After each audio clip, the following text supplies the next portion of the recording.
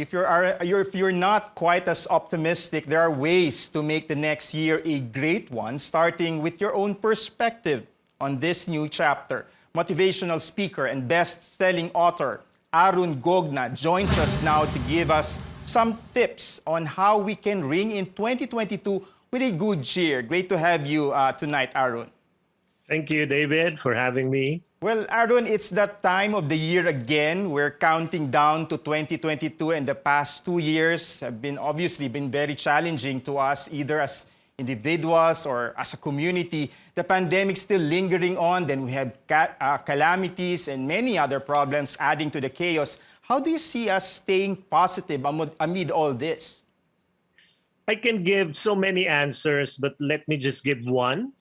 And this answer is a little funny because my answer to you is this: surround yourself with positive people.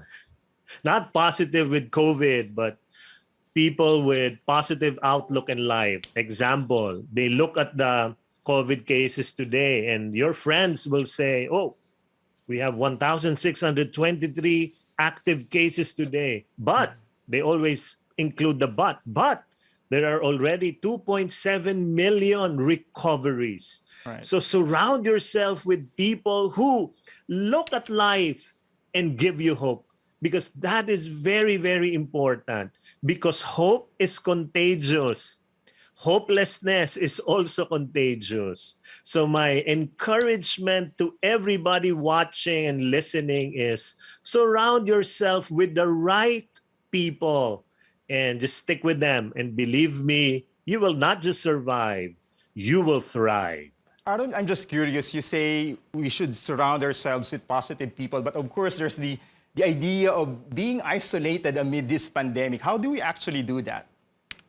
Oh, you just talk to your friends regularly, Zoom, or just be with them even virtually. But just listen to them more often, be with them more often, rather than being with the negative people. Because again, negativity is contagious. Positivity is also likewise contagious. Good point there, Arun. But there's also there's no question that the impact of this pandemic taking a toll on our physical and mental health. Some of our kababayans are actually not looking forward to the new year. Let's listen into some of their comments. Hindi.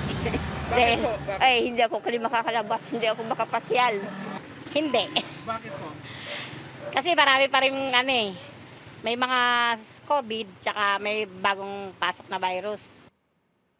There have been even reports, Arun, of increased cases of people taking their own lives out of frustration and hopelessness. Whenever you get that chance, what do you say to those who either show signs or seemingly have lost hope amid these many challenges? Yeah, this is true.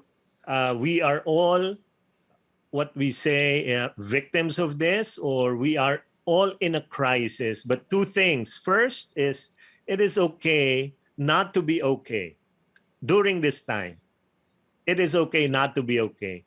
But remember, the feelings, your emotions are your friends. So listen to them. But also remember that your emotions are never your masters. They are just your friends. They are not your masters. Do not allow your feelings of fear, your feelings of depression to overwhelm you. Second is this: crisis is not the end. Crisis is a beginning. So any crisis is a beginning. Just right now, think about this. What started in your life because this crisis happened? Some of you became plantito and plantita that you never imagined you will be if not for this pandemic. Some of you gave birth to businesses. Some of us gave birth to talents that we had no inkling of doing. Crisis is not the end. It is a beginning. And with that statement, it should give us hope already that something in me, even during this pandemic and crisis, something in me was given birth to. Right. That's looking positively on the many challenges we've faced. But this pandemic has also shown us an unprecedented degree of losses, from livelihood, like people losing their jobs, to losing people most dear to us, like a friend or a family member. How should we process or deal with grief given these very uncertain times? You say we surround ourselves with people, with positive people, but what can we deal with grief by ourselves? What if we choose to be by ourselves? Yeah. I believe most of us, or all, if not all of us, had friends, relatives, family members who we lost during this time. And this is what I always tell people, including myself, that grieving is normal. It is normal to grieve, but living in grief is not normal. I remember the Bible tells us that though I walk in the valley of the shadow of death, and if you are grieving, you might be walking in the valley, you are in the valley of the shadow of death. But the Bible says, walk in the valley, walk through it, not stay in the valley.